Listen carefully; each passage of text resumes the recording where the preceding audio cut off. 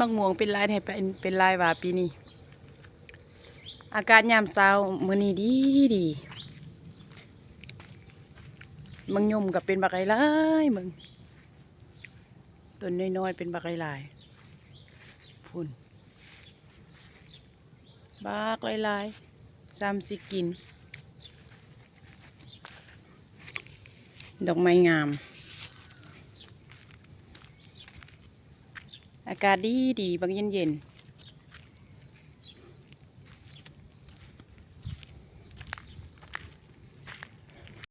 มักม่วงเป็นลายให้เป็นลายว่าปีนี้อากาศยามเช้ามื้อนี้ดีมึงยมกับเป็นบักไก่ลายมึงต้นน้อยๆเป็นบักไก่ลายพุ่นบักหลายๆซ้ำสิกินดอกไม้งามอากาศดีบางเย็น